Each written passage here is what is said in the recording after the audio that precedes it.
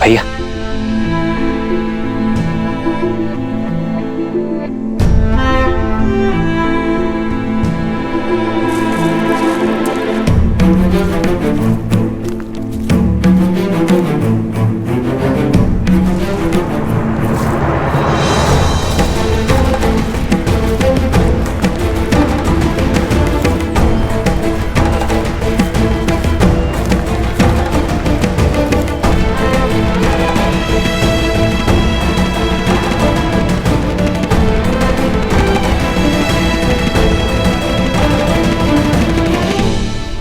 आप थक गए होंगे भैया, तनिक यहीं विश्राम कर लीजिए। मैं नहीं लक्ष्मण, जब एक नेत्र रो रही हो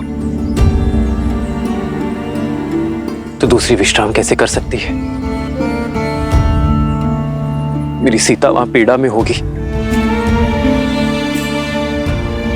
मुझे विश्राम करने की कोई आवश्यकता नहीं है। हमें शीघ्र ही माता शबरी तक पहुंचना होगा। आओ लक्ष्मण।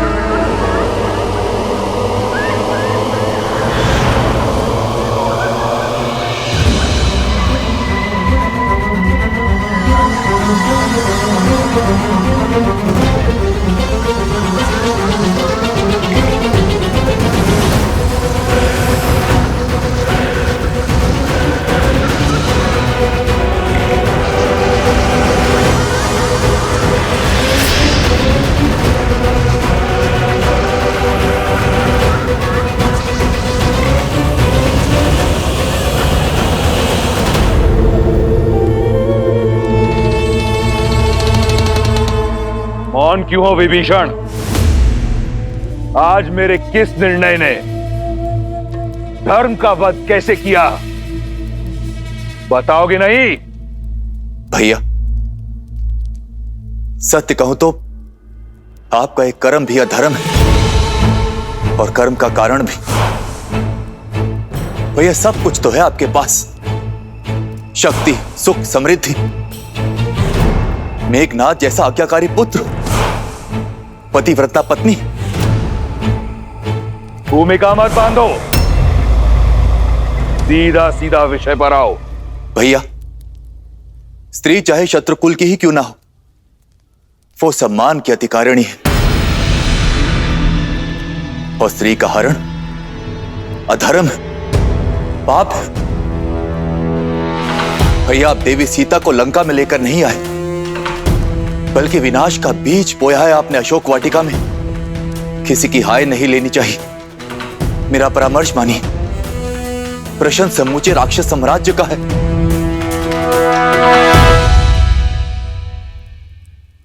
श्री राम को उनकी सीता लौटा दीजिए भैया।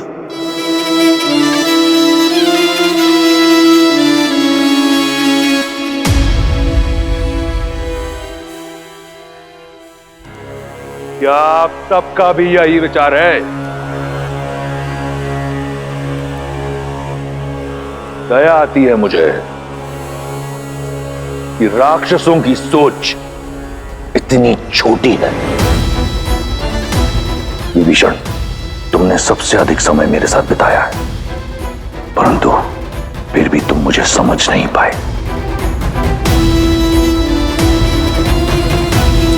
इस सभा में उपस्थित हर राक्षस मेरी दूरदर्शिता से कोसों दूर है।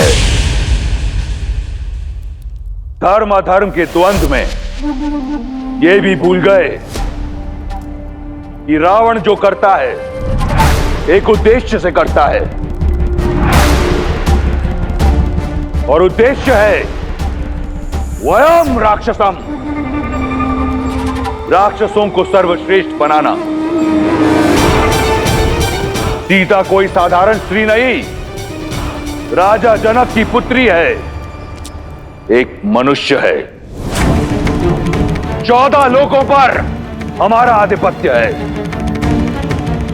देवता, असुर, राक्षस, यक्ष, गंधर्व, किन्नर, पशु, पक्षी, नाग, कीट, भूत, पिशाच, वेताल, सब पर हमारा आधिपत्य है। केवल मनुष्य ही हैं जिन पर हम अपना आधिपत्य स्थापित नहीं कर पाए, और सीता को यहां लाकर उससे रक्त विवाह करने का उद्देश्य यही है कि एक बार सीता हमारी हुई तो राक्षसों और मनुष्यों में एक सेतु बनाऊंगा मैं। एक ओर शूर्पणखा का प्रतिशोध पूरा होगा और दूसरी ओर मनुष्यों पर मैं अपना आधिपत्य स्थापित करूंगा बिना कोई रक्त बहाए। अब कहो, क्या सहस्त्र प्राण बचाना अधर्म है? क्या अपनी संस्कृति को शिखर तक ले जाना पाप है? क्या मैं एक अधर्मी हूं, पापी हूं? कदापि नहीं भैया। मेरे भैया ने जो किया वो लंका के लिए किया। राम और लक्ष्मण ने मेरे सम्मान पर प्रहार किया और हमारे मान पर वार किया। ये दंड सीता को अवश्य मिलना चाहिए। हाँ, लंकेश ने उचित किया। हाँ, लंकेश ने उचित किया। हाँ, लंकेश ने उचित किया। हाँ, लंकेश ने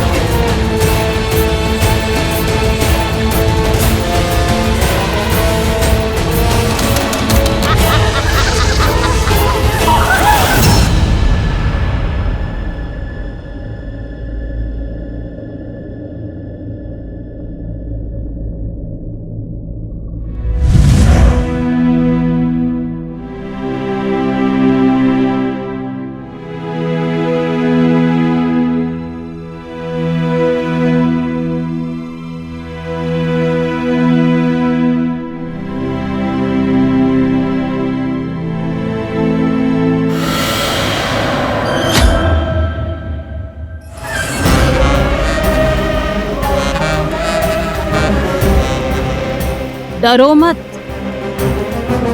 त्रिजटा तुम्हें मारने नहीं आई है। मैं तो सिर्फ ये देखने आई थी कि विधाता ने तुम्हें कैसे गढ़ा है। जिस लंकेश से विवाह करने के लिए तीनों लोक की सुंदरियां मरती हैं, उनका प्रस्ताव ठुकरा दिया तुमने। भला ऐसा कैसा साहस छिपा है इस कोमल काया में? अब मैं तुझे बताऊं मेरे अंदर क्या छिपा है। एक नरभक्षी। प्रार्थना करना कि लंकेश्वर तुम्हें स्वीकार कर ले, अन्यथा मैं तुम्हें अपना आहार बनाऊंगी। श्री राम, श्री राम। जिसका मंदिर अगर उसी देवता को पुकारा जाए तो इच्छा पूर्ण होती है, मूर्ख। लंका का देव केवल दशानन है। अब तुम्हें केवल वही बचा सकते हैं। इसलिए राम का नाम भूलकर रावण के नाम का जप करना प्रारंभ करो।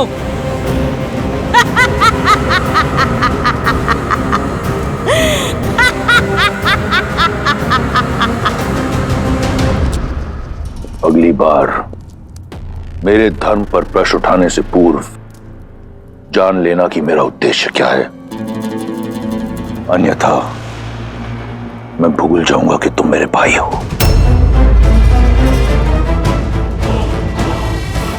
एक बात आपको भी स्मरण रखनी चाहिए दशानन, कि वो एक पतिव्रता नारी है। उसके श्राप की शक्ति पूरे असुर साम्राज्य को लील सकती है।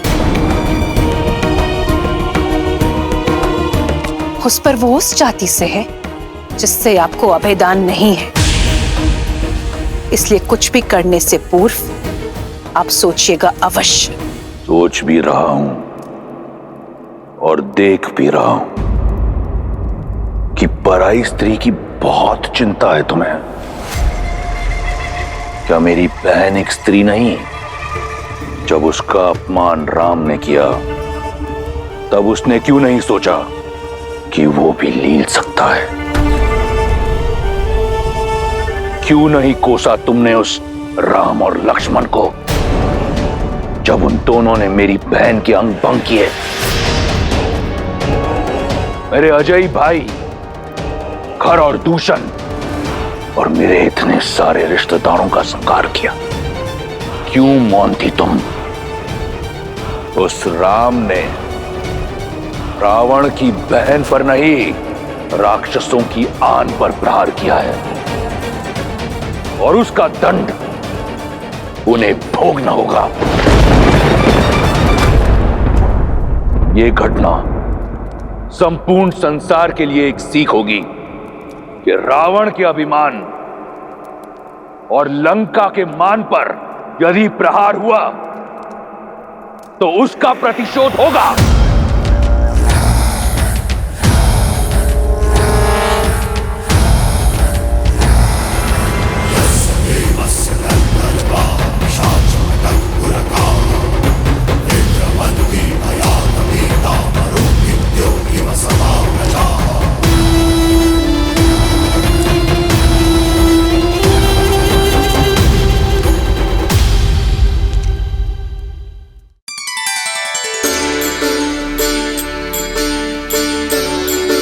राम राम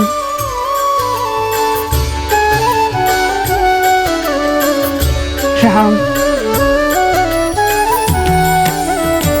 भज मन राम नाम सुखदाई, भज मन राम नाम सुखदाई।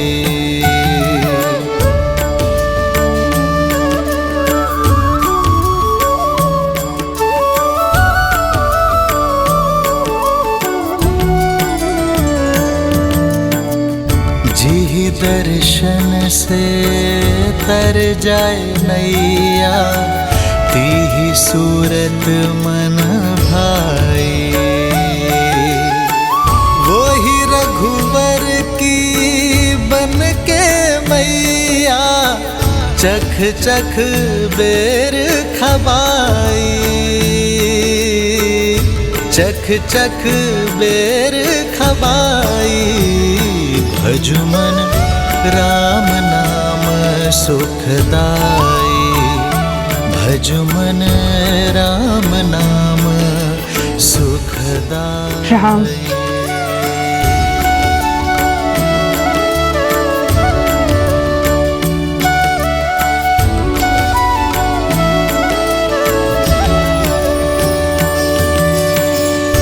मात प्रेम से बड़ा नहीं कछु, धन्य हो शबरी माई। राम नाम जो कोई सेवत, सदा रहत सुखदाई। भजुमन राम नाम सुखदाई।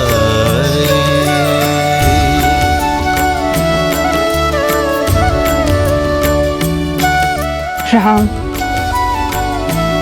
राम आएंगे।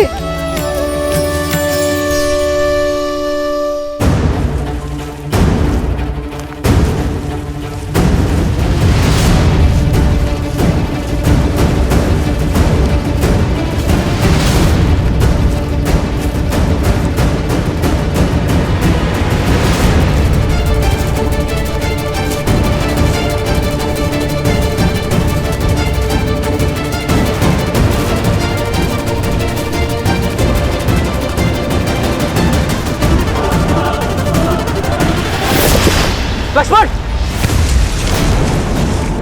लक्ष्मण!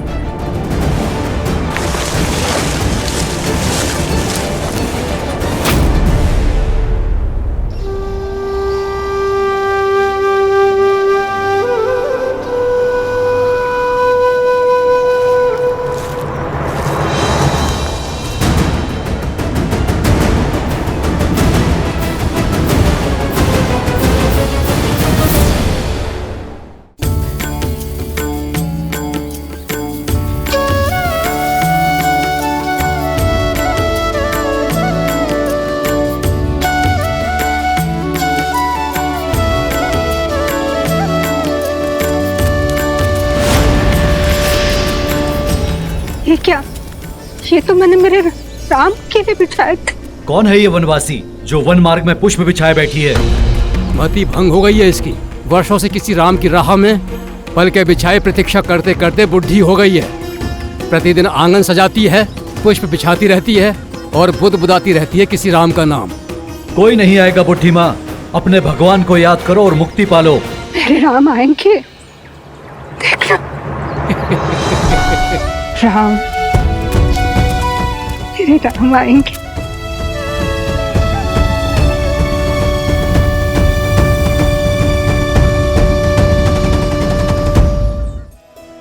प्रेम का असली आनंद तो प्रतीक्षा में है देवी। देखिए ना, देवी शबरी कैसे श्री राम के लिए प्रतीक्षारत है। सत्य तो यह है कि ये इस श्री राम गाथा का अत्यंत महत्वपूर्ण पल है। परंतु महादेव, श्री राम से तो कितने ही प्रेम करते हैं, फिर शबरी उनकी यात्रा में इतनी महत्वपूर्ण क्यों? जीवन में हमें दो ही प्रकार के व्यक्ति मिलते हैं।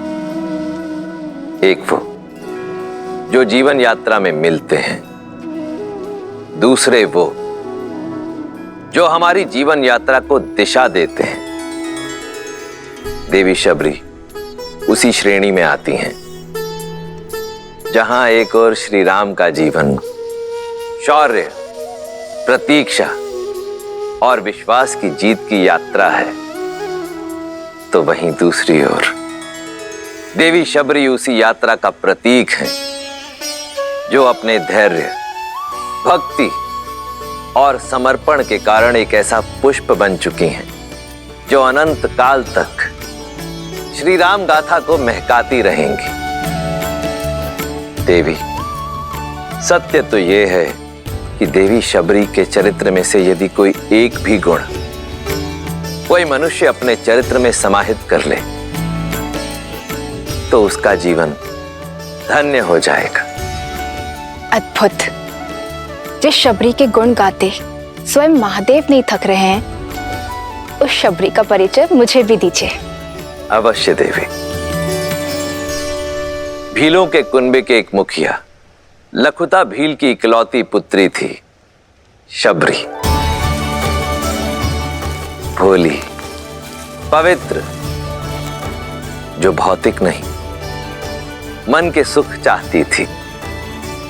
माता पिता ने छोटी आयु में ही शबरी का विवाह निश्चित कर दिया, परंतु शबरी, भक्ति और वैराग्य में लीन शबरी विवाह के बंधन में बंधना स्वीकार नहीं कर पाई।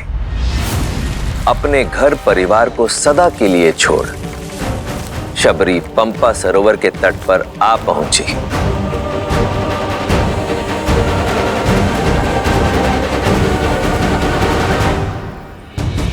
जहां नियति ने उनकी भेंट महान ऋषि मतंग से करवाई। शबरी उनका मार्गदर्शन चाहती थी। मतंग के शिष्य और सहयोगियों ने शबरी के कुल के कारण उसका विरोध किया, पर मतंग ऋषि ने उसके मन की पवित्रता को भांपा और शबरी को अपनी शिष्या स्वीकार किया।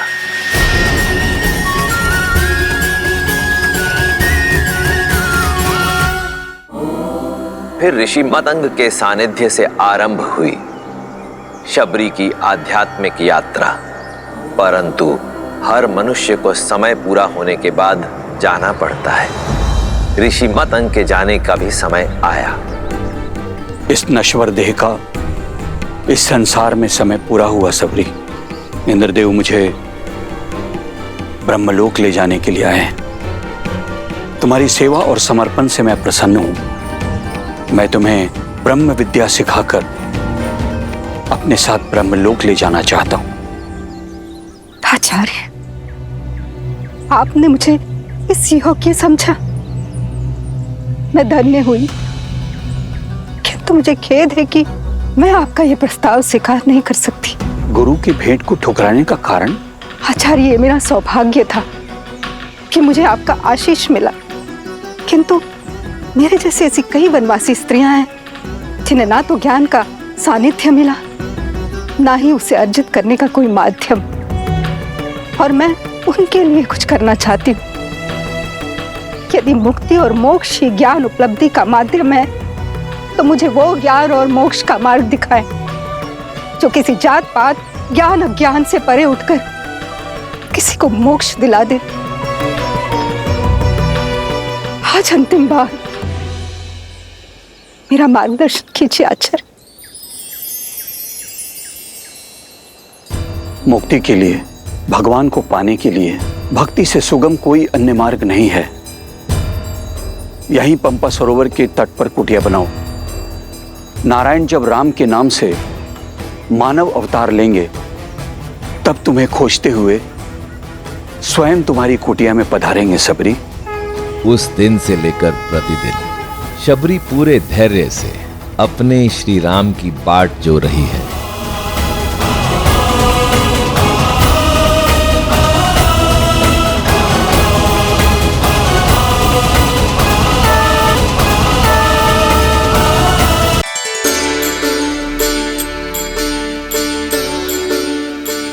शबरी पूरे धैर्य से अपने श्री राम की बाट जो रही है। हर दिन उठकर श्री राम के स्वागत की तैयारी करती है। पुष्प फल क्या कुछ नहीं बटोरती। शबरी का जीवन भक्ति की पराकाष्ठा है, प्रेम, धैर्य और समर्पण की सीख है। मन राम नाम सुखदाई।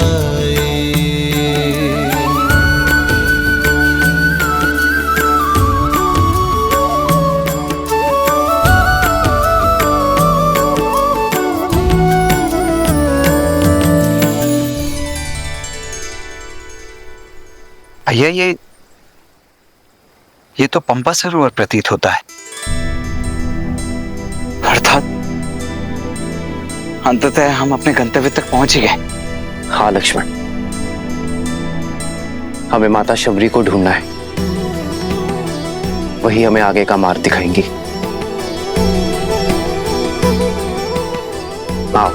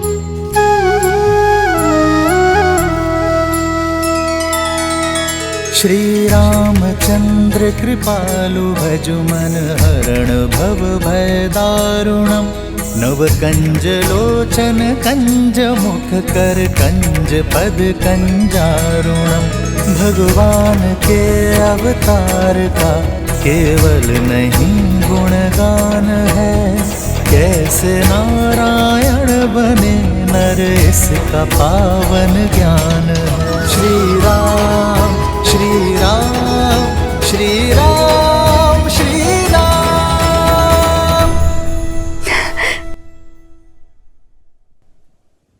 आज ऋषि मतंग की वाणी सत्य हो गई। मैं जानती थी आप अवश्य आएंगे मेरे जीवन का उद्धार करने के लिए। नहीं माता,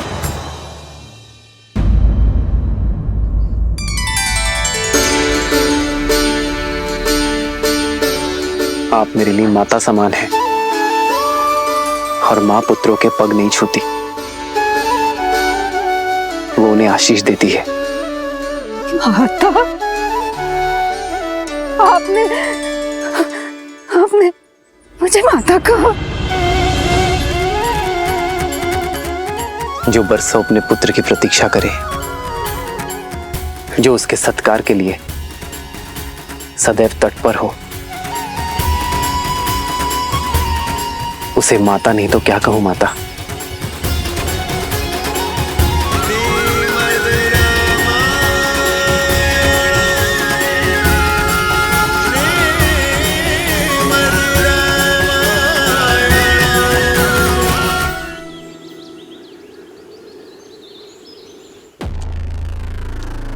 सर्वश्रेष्ठ श्रृंगार चाहिए मुझे, शीघ्र अतिशीघ्र।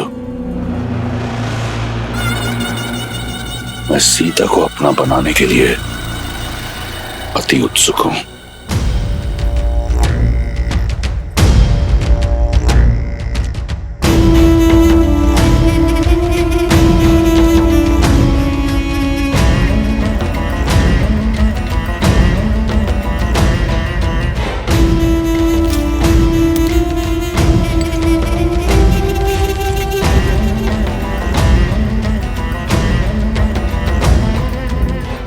ये श्रेष्ठ पोशाक है लंकेश, आपके जीवन के सबसे श्रेष्ठ पल के लिए।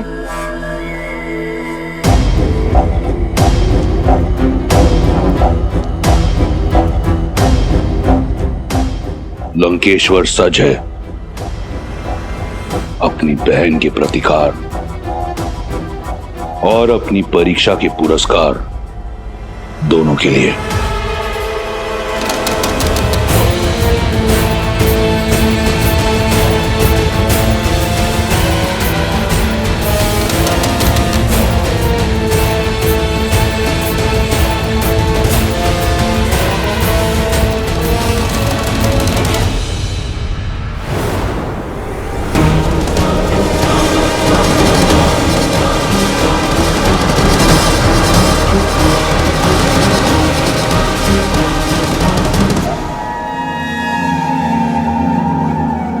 वयम राक्षसम त्रिजटा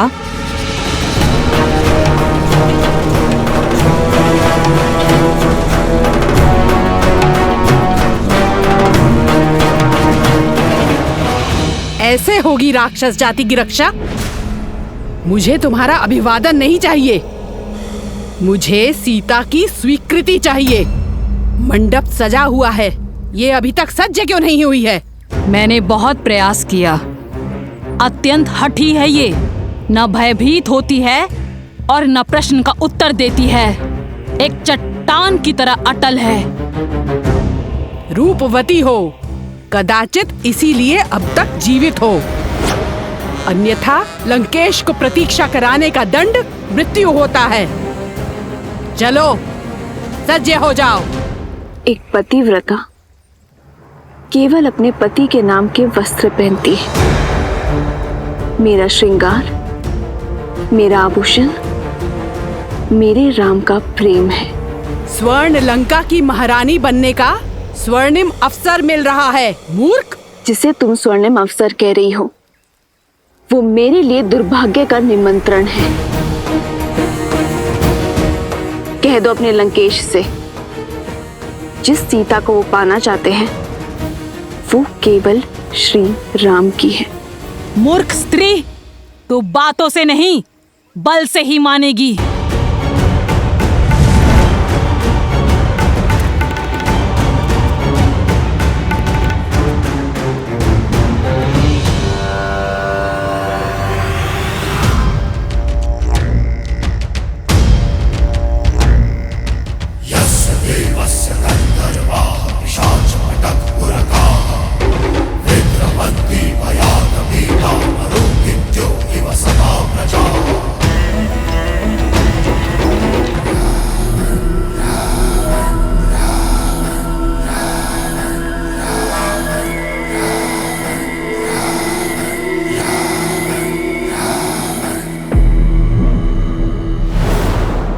कहाँ है मेरी वधू?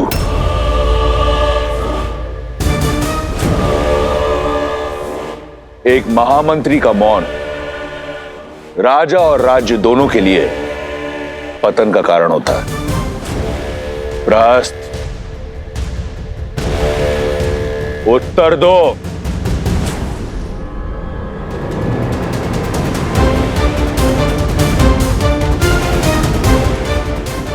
प्रहस्त, मेरे प्रतिशोध का पारितोष सीता कहां है? जी वो आती ही होगी भैया। त्रिजटा और एक जटा को मैंने भेजा है उसे लेने के लिए। महाराज, महाराज, महाराज, महाराज, महाराज, महाराज, महाराज, देखिए महाराज, देखिए क्या हुआ।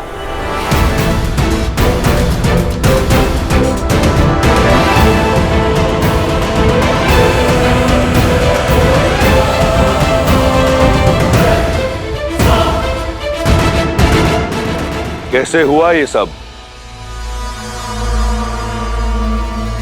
मैं नहीं जाऊंगी। मैं केवल श्री राम की हूं। अनर्थ मत करो। दया लंकापति नहीं करेंगे। यदि विलंब हुआ तो प्रतीक्षा उन्हें क्रोध दिलाती है। शीघ्र सज्ज हो जाओ। देखो, मंडप तो तुम्हें ले जाना ही है। स्वेच्छा से चलो तो पीड़ा कम होगी, अन्यथा राक्षसों को घसीटने का अभ्यास बहुत है।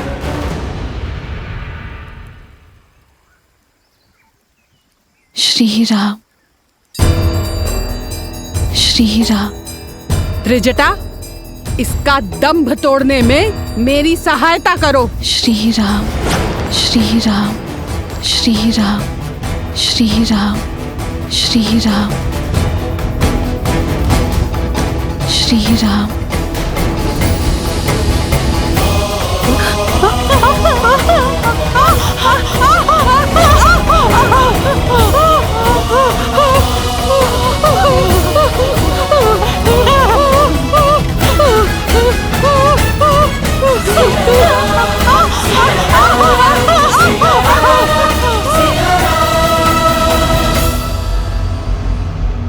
महाराज, बलपूर्वक उसे घसीट के लाने का प्रयास कर रहे थे हम। उसके स्पर्श मात्र से ही हमारे हाथ। एक क्षण।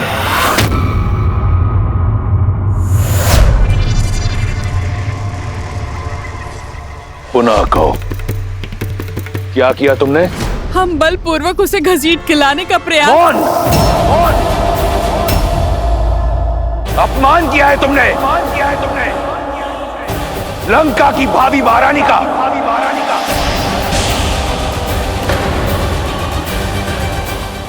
स्मरण रहे, मेरा विवाह होना है उससे।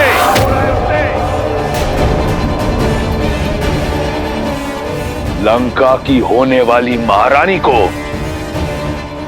पशुओं की भांति घसीटा तुमने। अगर ये भूल दोबारा हुई तो जीवित जला दूंगा। मैं स्वयं जाऊंगा उसे लेने।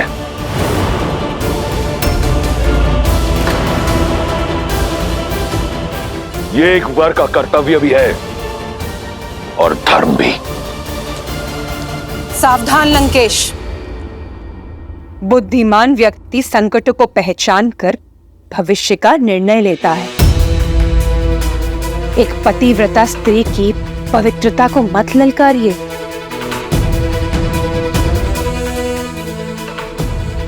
अभी तो केवल एक जटा और त्रिजटा के हाथ जले हैं। कहीं ऐसा ना हो सीता की कोमल काया से निकलने वाली पवित्रता की कठोर अग्नि संपूर्ण लंका को भस्मी कर दे।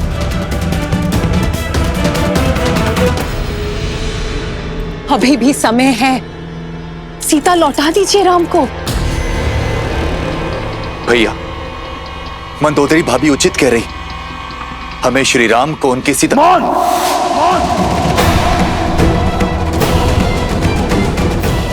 परामर्श नहीं मांगा मैंने, अपना भविष्य स्वयं इन्हीं हाथों से लिखा है मैंने। प्रहार से, प्रयास से, आज शनि मेरा दास है। लंका का काल कोठरी में बंद है।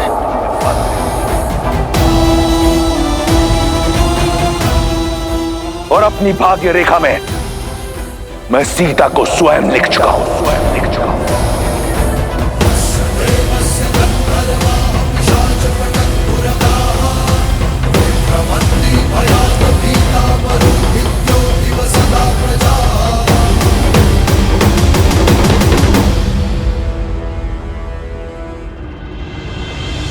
खड़े क्यों हैं? थक कर आए होंगे ना। चलिए अंदर आकर मेरी कुटिया में विश्राम कीजिए। मेरी प्रतीक्षा का अंधकार आपके आगमन के दीपक से मिट जाएगा। आइए। अवश्य माता। आओ लक्ष्मी।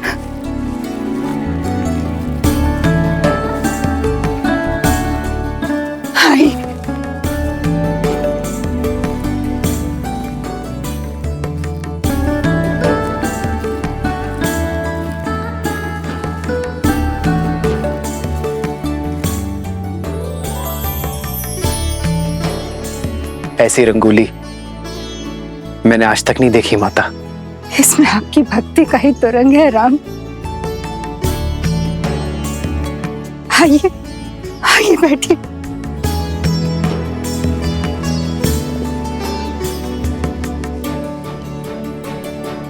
वर्षों से आपके आगमन की प्रतीक्षा करती रही। यदि सत्कार में कोई त्रुटि हो जाए तो मुझे क्षमा करें राम। माँ की ममता हर कमी पूरी कर देती है।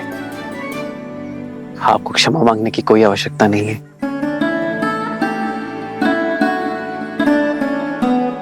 आप दोनों थक गए होंगे ना, और भूख भी लगी होगी ना।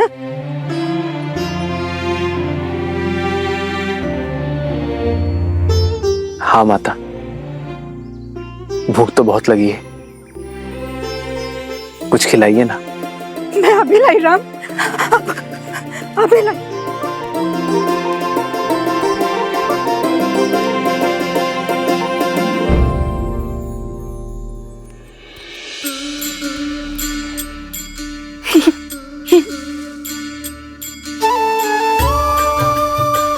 ये खाइए राम,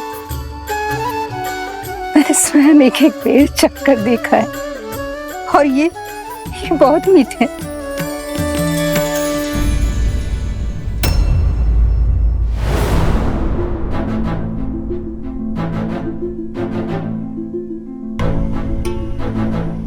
अतिथि को झूठे भेर खिलाएंगी आप?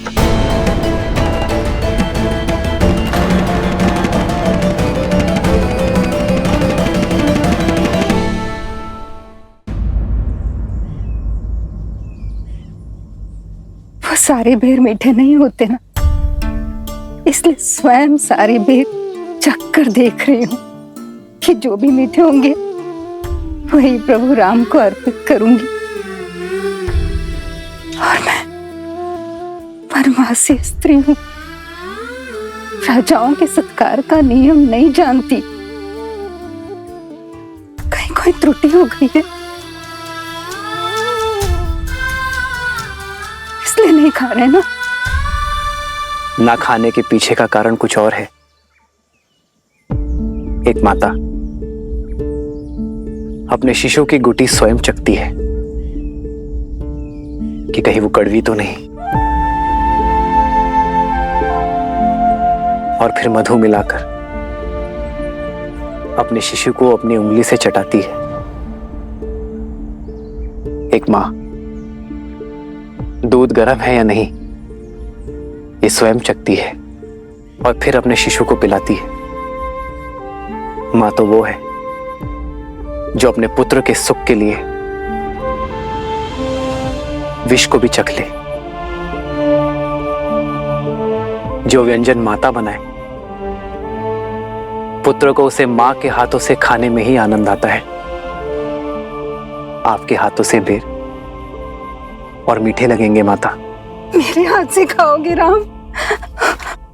मेरे हाथ से? क्यों नहीं माता, आज आपको देखकर बरसों बाद ऐसा लगा जैसे मेरी तीनों माताएं मिल गई मुझे। माता,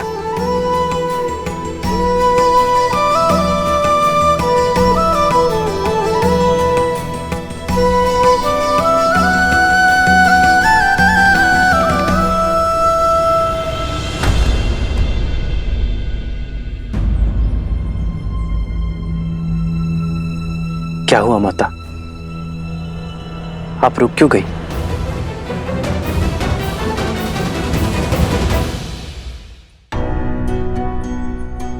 मैं एक साधारण सी वनवासी स्त्री हूँ और आप अयोध्या के राजकुमार। मैं आपको ये बेर कैसे खिला सकती हूँ? गुरुदेव मदन के आश्रम में मुझे ज्ञान तो मिला, किंतु अपने कुल के कारण स्वीकृति, और इसीलिए मुझे ऋषिमुख पर्वत छोड़ यहाँ आना पड़ा, एकाकी जीवन बिताना पड़ा। यदि आपको छुआ तो आप कहीं मलिन न हो जाए। एक माता तो अपने शिशु को काजल का टीका लगाती है लोगों की मलिन दृष्टि से बचाने के लिए। भला उस माता के छूने से पुत्र मलिन कैसे होगा? प्रेम तो पारस है जो मलिन को भी पवित्र बना दे। फिर यह महत्वपूर्ण नहीं कि कौन किस रूप में, किस घर में, किस कुल में जन्मा है। महत्व तो कर्मों का है माता। तो अपने ही पुत्र को अपने हाथों से खिलाने में कैसे झिझक माता? खिलाइए ना।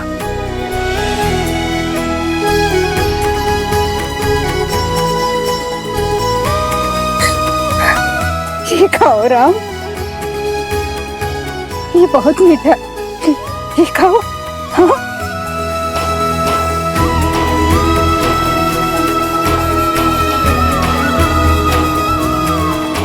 सच में माता,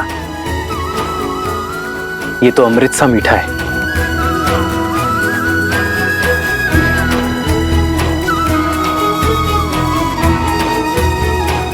लो लक्ष्मण, माता के हाथ का प्रेम और स्वाद है इसमें, खाओ।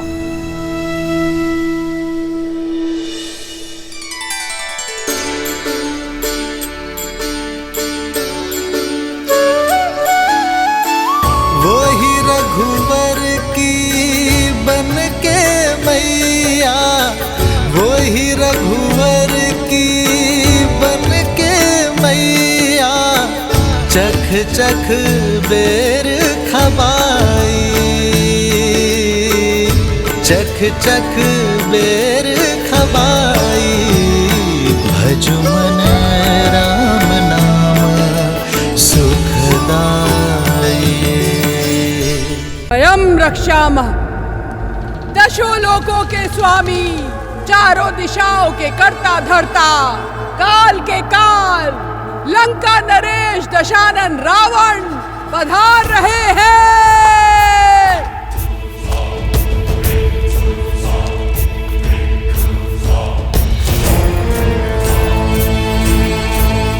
तो तुम्हारी हट अब तक नहीं टूटी। उत्तम, अति उत्तम। इतनी सरलता से जो मान जाए वो महारानी होने योग्य नहीं। लंका की होने वाली महारानी पर ये हट, ये क्रोध जचता है, परंतु इस क्रोध के नीचे दबे विवेक को उजागर करो और सोचो, कहीं तुम अपने अभिमान में अपना अधिकार ना खो दो। सीता, देखो, लंकापति की पत्नी बनने पर क्या कुछ मिलेगा तुम्हें। ये सुंदर वस्त्र, ये आभूषण, ये लंका और लंकेश सब तुम्हारे होंगे। इस संसार के सारे देव प्रातः काल में तुम्हारी स्तुति गाएंगे। महादेव के कैलाश में बिना किसी रोक टोक जा पाओगी। केवल तुम्हारे हां बोलने की देर है सीता। इसलिए कहता हूं, एक बार पुनः विचार कर लो। जो आचार अशुभ हो उसमें विचार कैसा दशानन? सोचते तो वो हैं जिनके मन में संदेह का बीज होता है, किंतु मेरे मन में केवल श्री राम के नाम का पुष्प खिला है। जिस स्वर्ण, राजपाट और सुखों की लालसा तुम मुझे दे रहे हो, अयोध्या में उसकी कमी नहीं थी रावण। पर वो सब तिनके की भांति त्याग कर अपने श्री राम को चुना है मैंने रावण। मेरे लिए, मेरे श्री राम के साथ वनवास में बिताया हर क्षण त्रिलोक के सुखों और ऐश्वर्यों से अधिक महत्वपूर्ण है। ये सीता श्री राम की है, थी और सदा रहेगी। राम राम राम। बहुत हुआ उस वनवासी का गुणगान। कौन है ये राम जिसकी तुलना तुम मुझसे कर रही हो? एक तुच्छ मानव, एक नीरव बालक, जिसे उसकी मां ने उसके राज्य से बाहर फेंक दिया, उसे विवश कर दिया कि वो वन में बिना पादुका के दर दर भटके। 4 राक्षस क्या मार दिए? तुम उसका नाम 10 लोकों के स्वामी, 4 दिशाओं के नाथ लंकेश दशानन के साथ ले रही हो।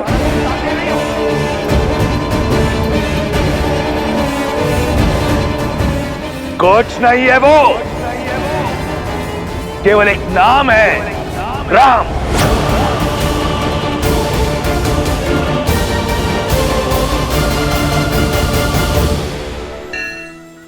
सत्य कहा रावण। राम का नाम तुम्हारे नाम के साथ नहीं लिया जा सकता, क्योंकि राम वो नहीं है जो अपने परिजनों पर अत्याचार करके सुख पर अधिकार प्राप्त करे। राम वो है जो अपने पिता की इच्छा, अपनी माता के वचनों के लिए हर सुख का त्याग कर देते हैं। राम वो नहीं है जो एक स्त्री को बल और छल से बंदी बना दे। राम वो है जो अपने प्रेम और करुणा से अहिल्या को मां कहकर उसे मुक्त कर देते हैं। श्री राम श्री राम श्री राम श्री राम श्री राम श्री राम श्री राम। राम वो है जो पर स्त्री को स्पर्श करते हैं मातृत्व भाव से। राम वो है जिन्हें स्वयं महादेव ने मेरे लिए चुना है। राम वो है जिन्होंने खिलौने के भांति एक उंगली पर वो शिव धनुष उठा लिया था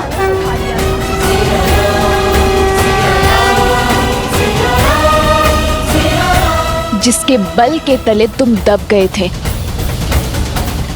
कुछ स्मरण आया? राम धर्म की पराकाष्ठा है, मर्यादा की परछाई है। राम वो बल है जिन्होंने तुम्हारे भाई खर और दूषण के साथ साथ 14 सहस्त्र राक्षसों को निर्बल कर दिया था।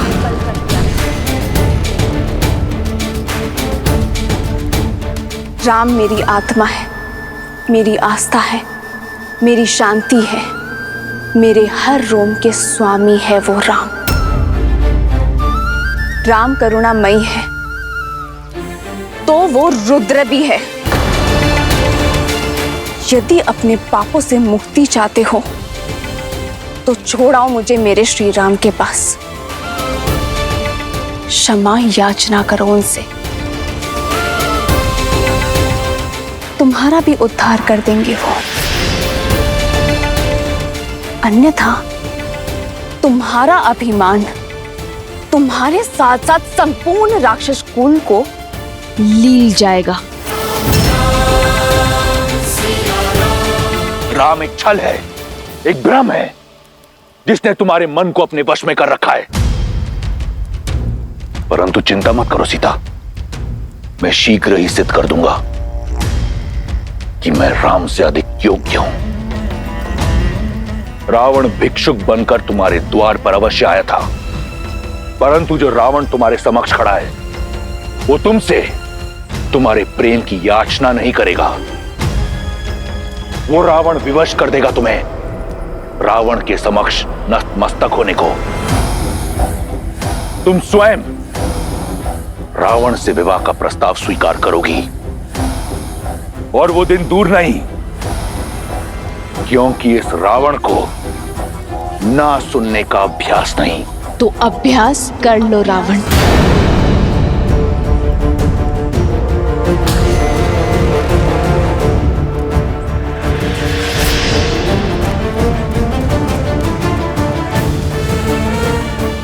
क्योंकि जब तक इस देह में प्राण है, सीता की हर श्वास में केवल श्री राम है। और यदि तुमने अपनी हट ना छोड़ी तो ना लंका रहेगी, ना लंकेश, ना तुम्हारा अस्तित्व रहेगा और ना तुम्हारा व्यक्तित्व।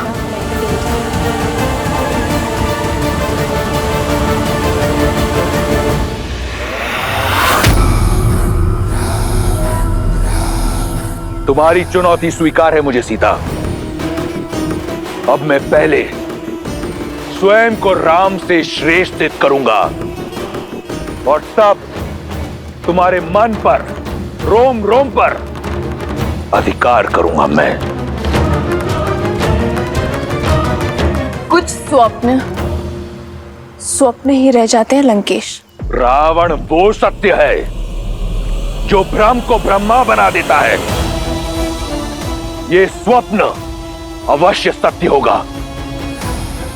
जिसे तुम कल्पना समझ रही हो वो भविष्य होगा तुम्हारा सीता।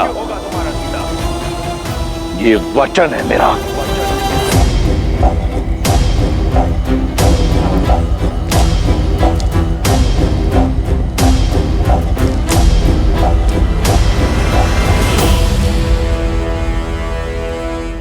माता, वर्षों बीत गए। मां का स्नेह, उनके स्पर्श, उनके गोद से वंचित रहा हूं मैं। माता, यदि अनुमति हो तो आपके गोदी में सर रखकर तनिक विश्राम करना चाहता हूं।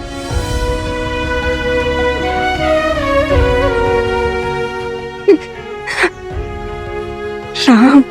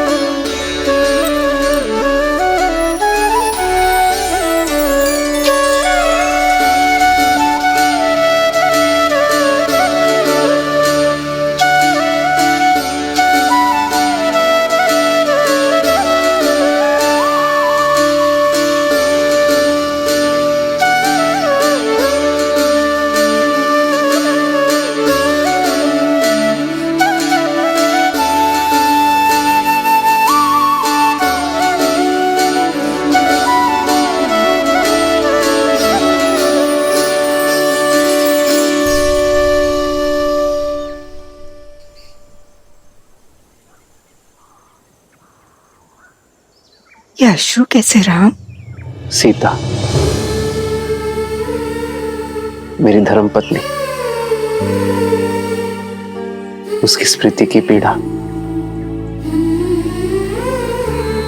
मेरे नेत्रों के मार्ग से बाहर आ गई मां। तो उनसे मिला ये? कहाँ है वो? इसी प्रश्न की तो खोज में हूं मैं मां। उस दुष्ट रावण ने उसका अपहरण कर लिया है।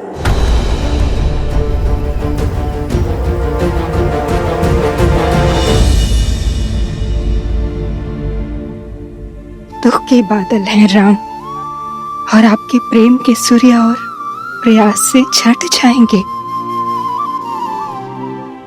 परंतु आशा का आंचल मत छोड़ना। कदापि नहीं मां। एक ऐसे व्यक्ति को जानती हूँ जो सीता को खोजने में आपकी सहायता कर सकता है। कौन माता? कौन सहायता कर सकता है हमारी? वानरों की भूतपूर्व राजा सुग्रीव, जो अपने भाई से छुपकर ऋषिमुख पर्वत की शरण में रहते हैं।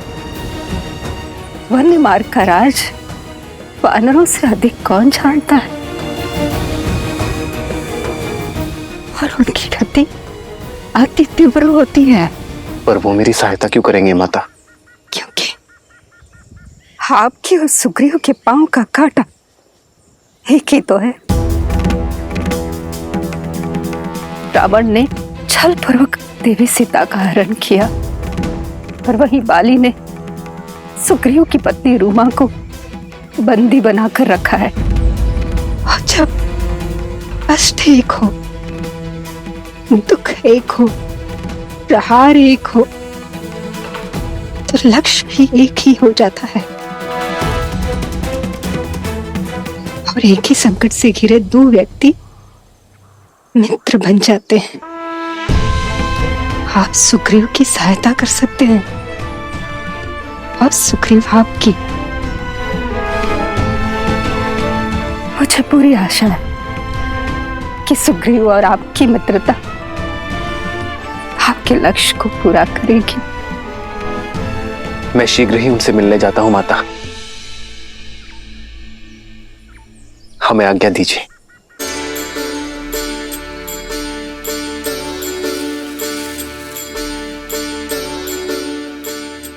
आज मेरा उद्देश्य और प्रतीक्षा पूर्ण हुई राम। मुझे विश्वास है कि आपकी भी प्रतीक्षा और उद्देश्य शीघ्र पूर्ण होगा। जिस उद्देश्य से मैंने ब्रह्मलोक त्यागा था, वो उद्देश्य पूरा हुआ। मेरे साथ आपके प्रवास ने संसार को ये सीख दे दी है कि कोई भी व्यक्ति अपने कुल से नहीं, अपनी भक्ति, अपने उद्देश्य और भाव से बड़ा होता है राम। मुझे भी संसार से मुक्ति की आज्ञा दे राम, आज्ञा दे। और मुझे विश्वास है कि आप भी देवी सीता की प्रतीक्षा का अंत उसी तरह करेंगे जैसे मेरी प्रतीक्षा का अंत किया। राम नाम सुखदाई।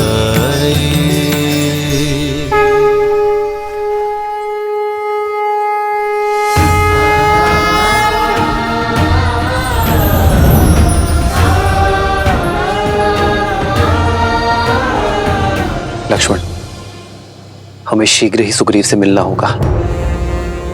ऋषिमुख पर्वत की ओर प्रस्थान करना चाहिए।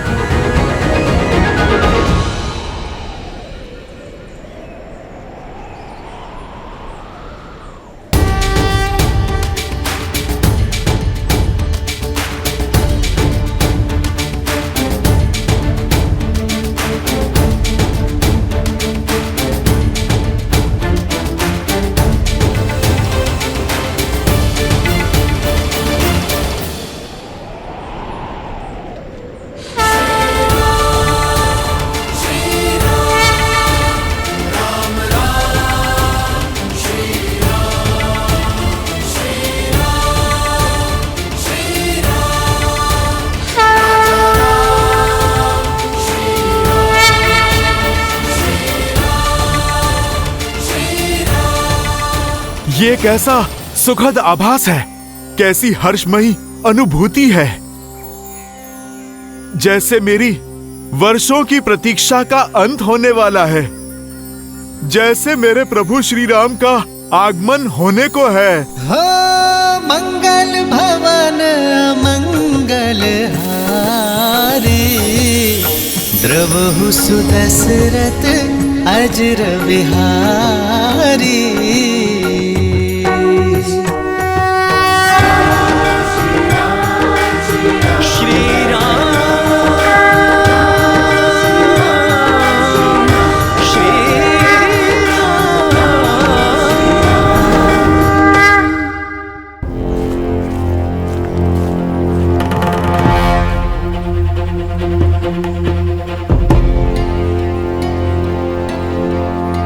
तुम्हारे राक्षस राज की स्मृति मंद है। मैंने कहा ना, उनके भेजे वस्त्र आभूषण मैं धारण नहीं करूंगी। ये वस्त्र और आभूषण महाराज दशानन ने नहीं, महारानी मंडोदरी ने भेजा है। उनकी विनती है कि आप इन्हें स्वीकार कर पूरे राज सुख से यहाँ रहें।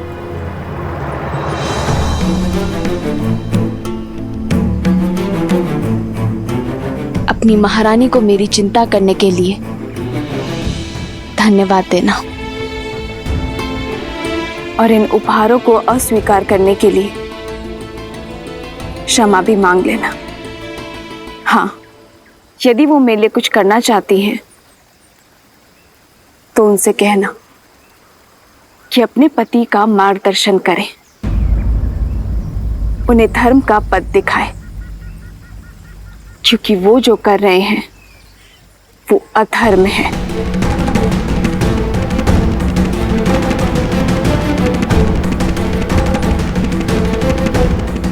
बड़ी हठी हो तुम। पहले महाराज के प्रस्ताव को ठुकराया, अब महारानी की कृपा को अस्वीकार कर रही हो। ना भोजन ग्रहण कर रही हो, ना जल। मृत्यु तो निश्चित है तुम्हारी।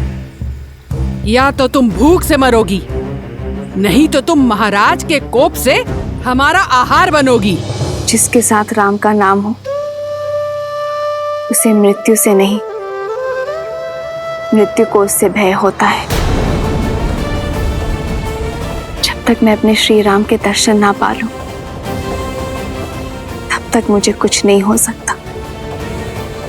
वो बहुत दूर नहीं, जब लंका के आकाश में राम नाम का शौर्य चमकेगा। इसलिए तुम मेरी नहीं, अपने लंकेश की चिंता करो।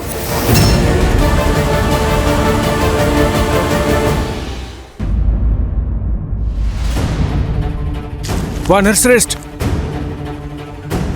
वानर श्रेष्ठ। क्या हुआ नल?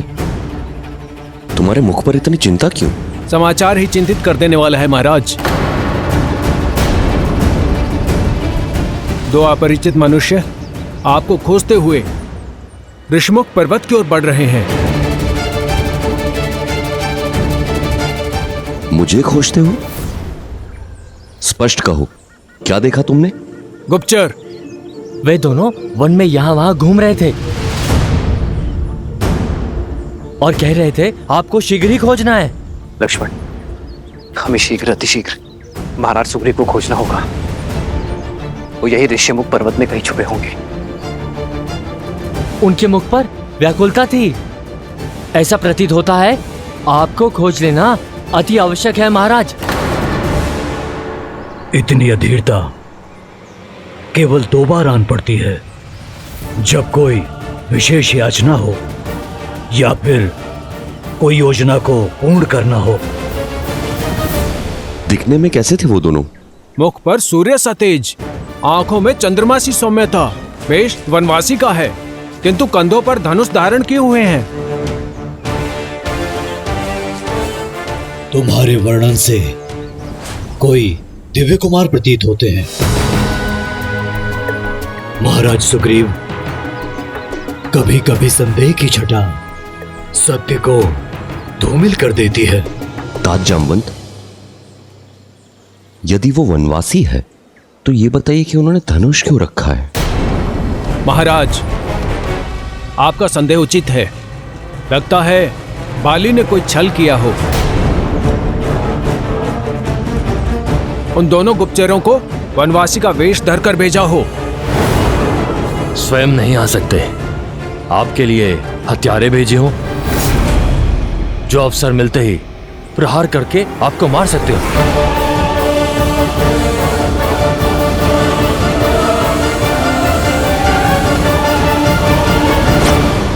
महाराज, बाली ने कोई छल किया हो। स्वयं नहीं आ सकते, आपके लिए हत्यारे भेजे हो तो उन पर आक्रमण किया जाए। महाराज,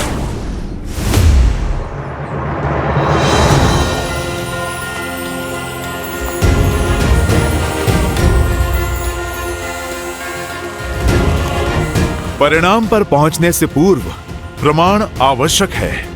हमें उनकी पहचान जान लेनी चाहिए। यदि वो निर्दोष हुए तो? किंतु ये होगा कैसे? इस शंका का निवारण तो तुम ही कर सकते हो। बल, बुद्धि और विद्या में श्रेष्ठ हनुमान। जामवन जी, शंका आपके मन में है, मेरे मन में तो केवल विश्वास है। महाराज सुग्रीव, आज भोर से मन बहुत प्रसन्न है। उल्लास भर आया है शरीर में, जैसे कि आज अमृत पान होने वाला है।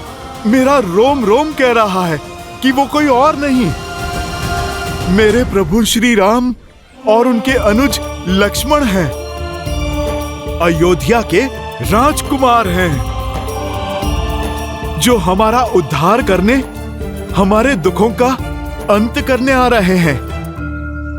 भावनाओं में बहकर किसी भी निर्णय पर पहुंचना उचित नहीं।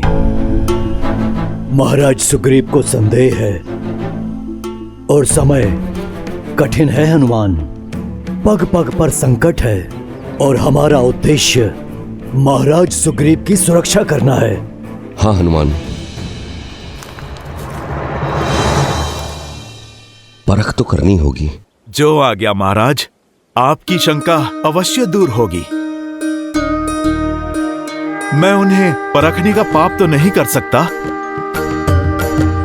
किंतु आपकी समस्या का समाधान अवश्य करने जाऊंगा। जय महावीर हनुमान, जय जय महाबली हनुमान। तुमने उन्हें किस ओर आते देखा था? उस ओर हनुमान जी।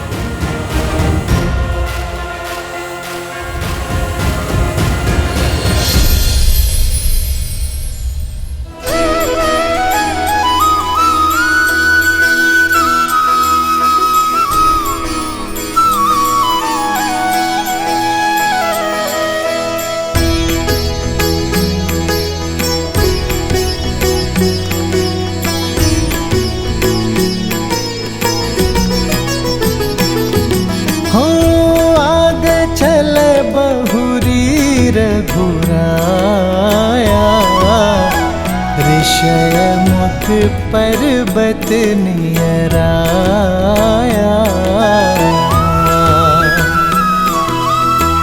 अति सभित कह सुनु हनुमाना, पुरुष जुगल बल रूप निधाना। धरि बटु रूप देखु जाई, प्रभु श्री राम कहि सुजानि जिय शयन बुझाई।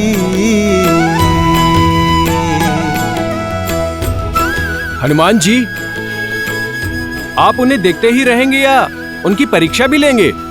नल, भक्त भी भला कभी भगवान की परीक्षा लेता है? मैं तो उन्हें पहचान चुका हूं। परीक्षा तो आज मेरी भक्ति की है कि मेरे प्रभु मुझे पहचानते हैं या नहीं।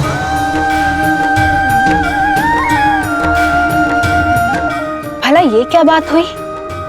यदि आपके अंश अवतार हनुमान को ये ज्ञात है कि वो वनवासी और कोई नहीं, उनके श्री राम ही है, तो फिर ये परीक्षा कैसी?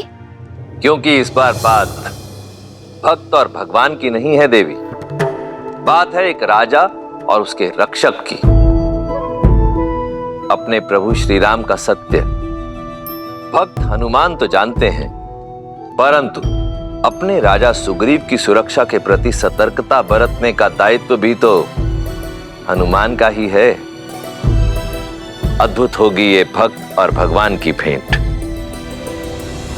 ये वो मिलन है देवी जो अनंत काल तक भक्त और भगवान के संबंध को परिभाषित करेगा।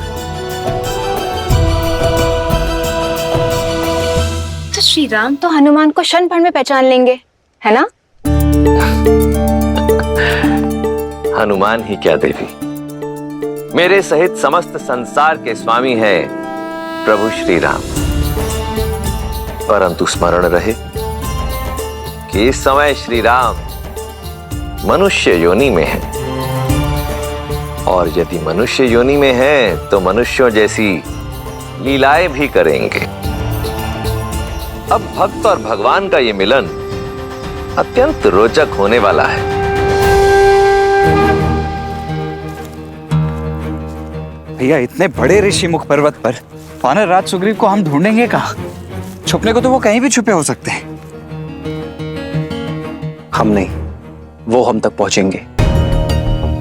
वो कैसे? क्योंकि छुपने वाले के मन में अपरिचितों का भय बसता है। मुझे विश्वास है लक्ष्मण कि उनके गुप्तचर हमें कहीं ना कहीं से देख रहे होंगे और स्वयं हमारा परिचय लेने अवश्य आएंगे। और लक्ष्मण। वीर हनुमान, क्या सोचने लगे? जाइए। जाऊंगा, पर ऐसे नहीं। हनुमान जी, ऐसे नहीं तो कैसे?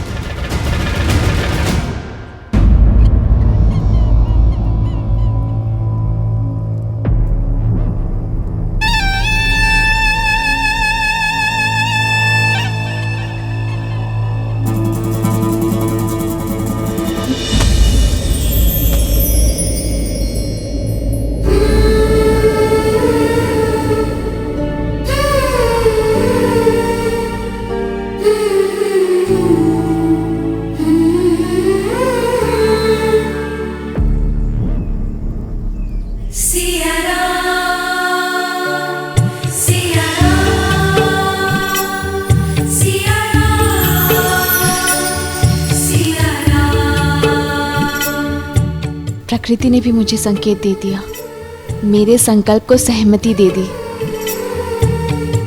कि मेरे श्री राम शीघ्र ही आएंगे।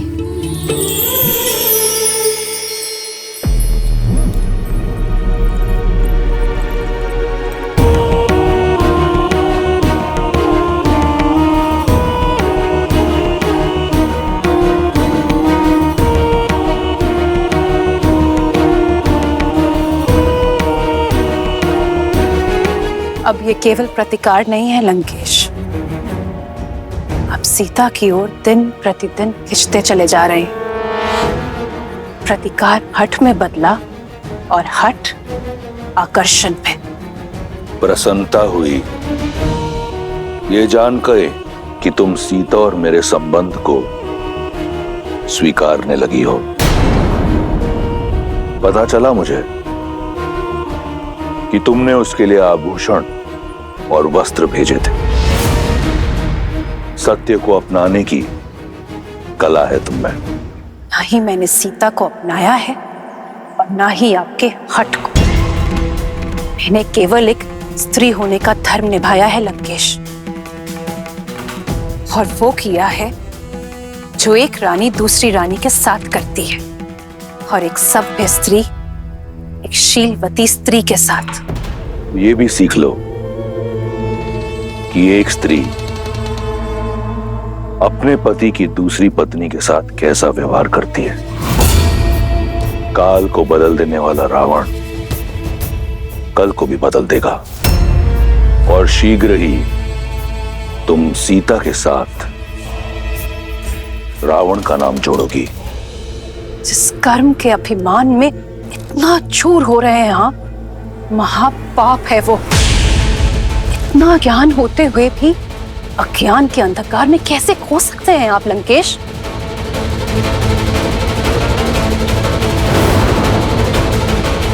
उचित कहा तुमने। ज्ञान ही तो है मेरा सबसे बड़ा शस्त्र। मार्गदर्शन के लिए धन्यवाद। तुम जा सकती हो।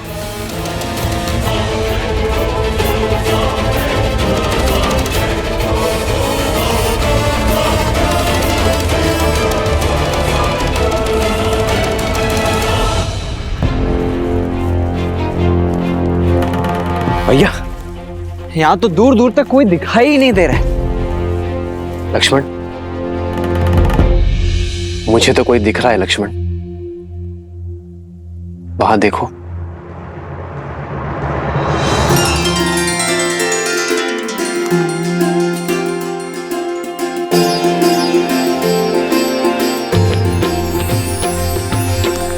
देखने में तो कोई ज्ञानी जान पड़ते हैं लक्ष्मण। चलो उन्हीं से पूछते हैं। सतर्क रहिए भैया। मेरा अनुभव कहता है कि हो सकता है ये जैसे दिख रहे हैं वैसे होना।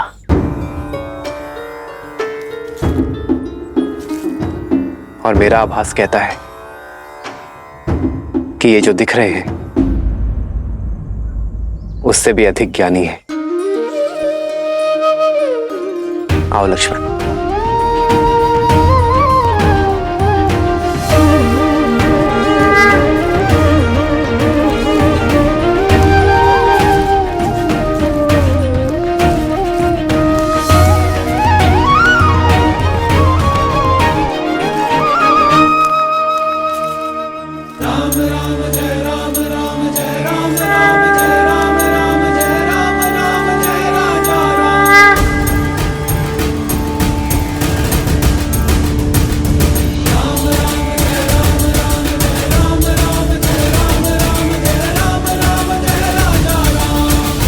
प्रणाम ऋषिवर।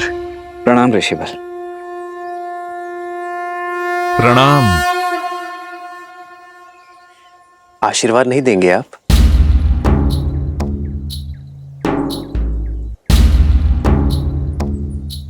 आशीर्वाद तो बड़े छोटों को देते हैं। कई बार तो समय आने पर ज्ञात होता है कि कौन बड़ा है और कौन छोटा, कौन स्वामी है और कौन सेवक। इसीलिए पहली भेंट में प्रणाम का उत्तर प्रणाम से देना उचित धर्म है। पर एक छोटी सी बात समझ नहीं आई। इस घने जंगल में इस पर्वत पर भटक रहे हैं आप। कौन हैं आप दोनों? हम ऋषिमुख पर्वत के शिखर का मार्ग खोज रहे हैं। हमारा मार्गदर्शन कीजिए। अवश्य अवश्य, किंतु पहले वहां जाने का प्रयोजन तो बताइए। आपको देखकर तो लगता नहीं कि आखेट आपका प्रयोजन है। प्रश्न का उत्तर प्रश्न से नहीं दिया जाता है ऋषिवर। हमारा प्रयोजन हम जानते हैं। आप यदि मार्ग जानते हैं तो मार्ग बताइए।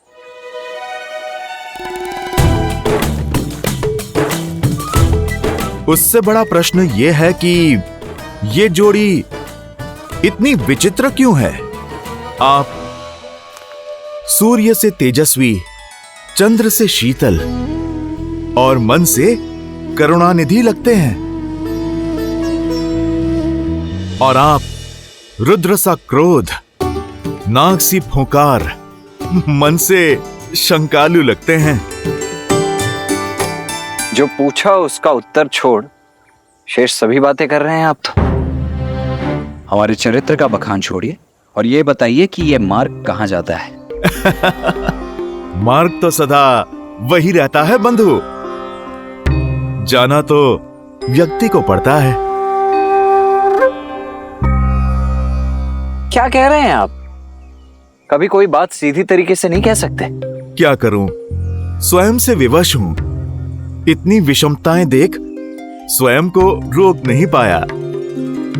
आप दोनों के मुख पर देवताओं सा तेज है, किंतु वेशभूषा सन्यासियों की। वाणी में इतनी मधुरता है, किंतु हाथों में योद्धा की भांति धनुष है। अब ये देखकर तो इस क्षेत्र का प्रत्येक जीव शंका से भर गया होगा। मैं केवल उनकी शंका का निवारण करना चाहता हूं। मैं बस पता लगाना चाहता हूं कि जो आप दिखते हैं, आप वही हैं या फिर कोई और। वैसे ऋषिवर, शंका तो हमें भी है कि आप जो दिख रहे हैं वही है या कोई और। उचित कहा भैया। संशय तो मुझे भी हो रहा है कि वस्त्र साधुओं के और कदकाठी योद्धाओं वाले और प्रश्न गुप्तचरों के। भैया, इनकी ये चौड़ी छाती और बलिष्ठ भुजाएं देखकर शंका तो मुझे भी हो रही है। ऋषिवर, हमसे हमारा परिचय जानने से पूर्व क्या आप ये बताने का कष्ट करेंगे कि आप स्वयं इस घनघोर वन में इस समय क्या कर रहे हैं?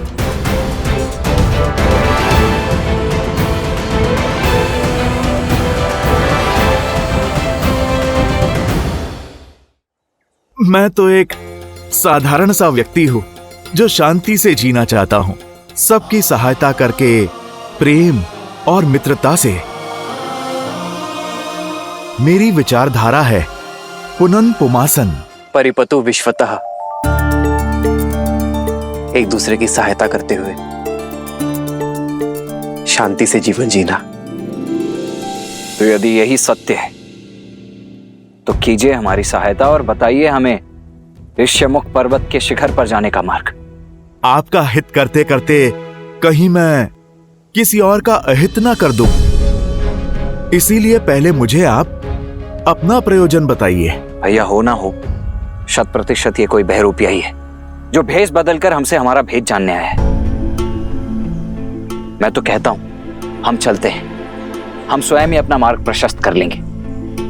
चलिए। नहीं लक्ष्मण, मुझे तो ये बड़े ही बुद्धिमान, वेद पाठी प्रखर पंडित प्रतीत होते हैं। कदाचित ये हमारी परीक्षा लेने आए हैं। क्यों लज्जित कर रहे हैं वीर? मैं परीक्षा ले नहीं रहा, मैं तो परीक्षा दे रहा हूं। केवल अपना कर्तव्य पूर्ण कर रहा हूं। आप मुझे अपना प्रयोजन बता दीजिए, मैं आपको मार्ग बता देता हूं।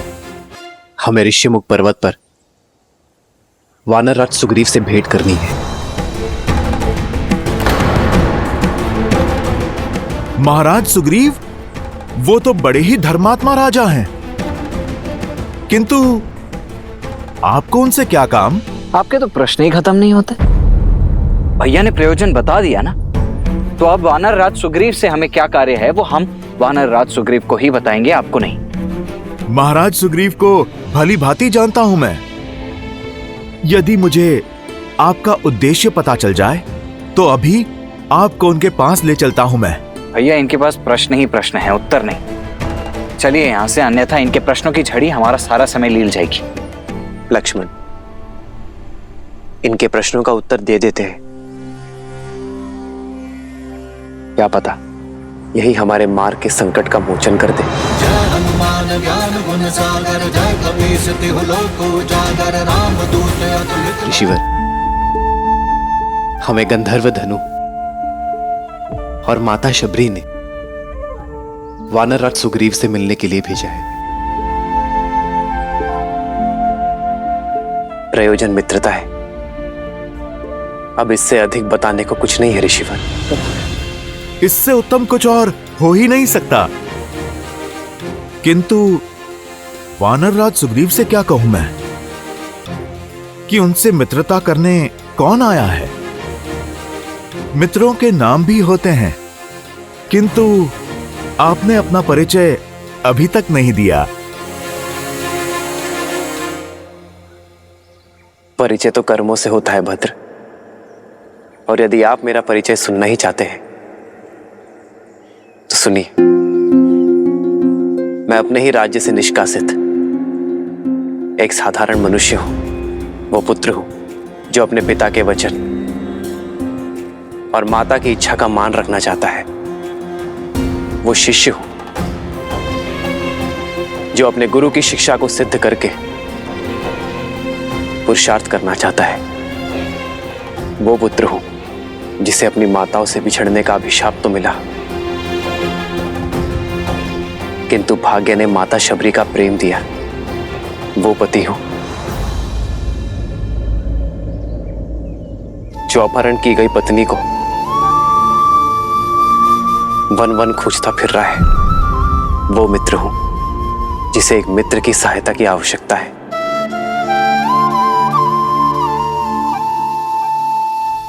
ये हैं रघुकुल के वंशज, अयोध्या के धर्मात्मा राजा दशरथ के ज्येष्ठ पुत्र श्री राम।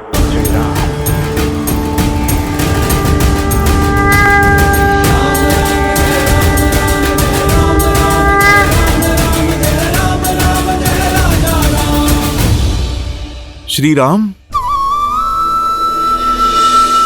जी हाँ, और मैं हूं इनका अनुज लक्ष्मण।